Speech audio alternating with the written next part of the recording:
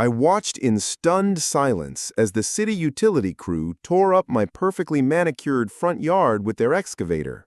The claw of the massive machine sank deeper into the soil, unearthing pipes that definitely weren't supposed to be there. Frank, the burly crew chief with 2 decades under his belt, turned to me, holding a grimy section of PVC. It branched off my main water line like a parasitic limb. "This didn't happen overnight," he muttered. "Been leaching water for months, maybe longer, and the meter never lies." The nightmare began 6 months ago when I moved into my dream home in Oakwood Heights, one of those pristine suburbs where the lawns are uniform and the HOA rules rival encyclopedias. I'm David, a work-from-home software engineer who values peace and privacy above all else. My new house was perfect. A modest 2-story colonial with space for a home office and a garage for my woodworking hobby.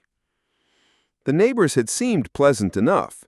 During my walkthrough, they waved from their driveways with polite smiles and welcome gestures.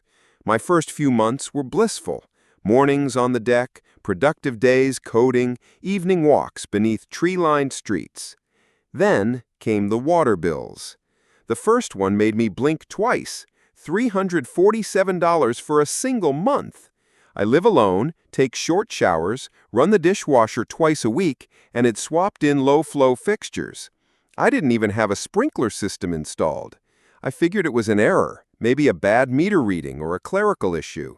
After 45 minutes of painful hold with the utility company, I was assured the reading was accurate.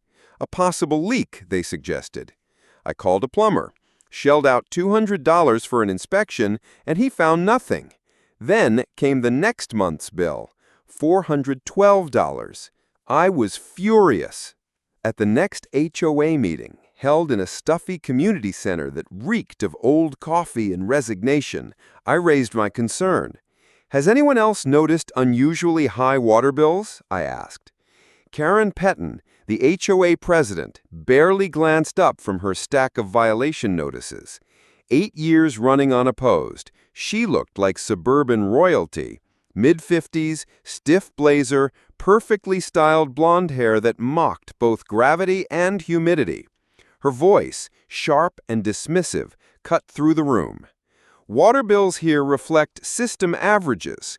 Perhaps you're just unfamiliar with the cost of maintaining property in a community of this caliber."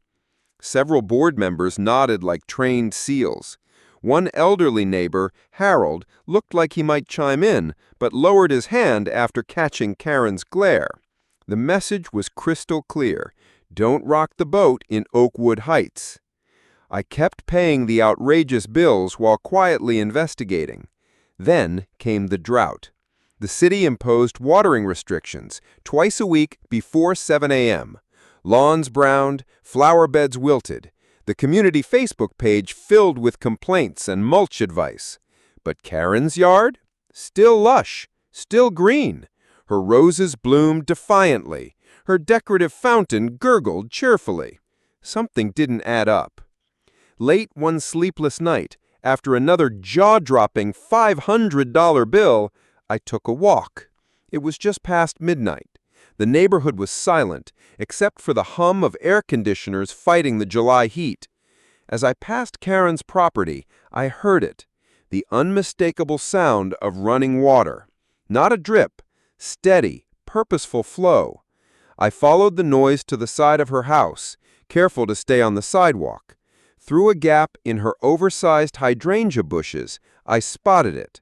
A thick, commercial-grade garden hose snaking along the fence. But it didn't connect to her house. It disappeared into the ground, near my property line. My hands trembled as I snapped photos with my phone. The pieces were starting to fit. I called Mike Sullivan the next morning, the most trusted plumber in 3 counties. He showed up that afternoon with all the gear, a pipe locator, a scope camera, and 35 years of no-nonsense experience. "David," he said grimly, "you've been tapped. Someone hacked into your main water line." He showed me video from the scope, clear as day, a janky T-joint spliced off my service line. It ran underground right toward Karen's lot. "This is more than theft," Mike said. "This kind of amateur setup, it's a ticking bomb. One crack and your basement floods." I contacted the city utility department. Within 24 hours, inspectors and investigators swarmed my yard. It became a scene straight out of CSI Suburbia. They unearthed over 100 feet of buried PVC connecting my water line to Karen's in-ground irrigation system. No permits, no licensed work, just a secret valve in her garage controlling the flow. The utility company estimated thousands of gallons had been siphoned over 6 months. The city widened the investigation. No permits were ever filed, no HOA records of shared lines.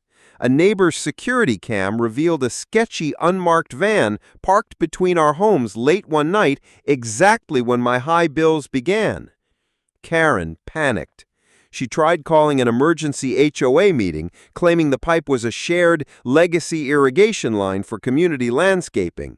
But when pressed, neither she nor the HOA could produce a single supporting document.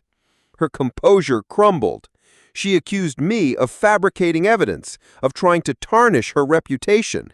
But the evidence was stacked like bricks. The police filed criminal charges, utility theft, and property damage.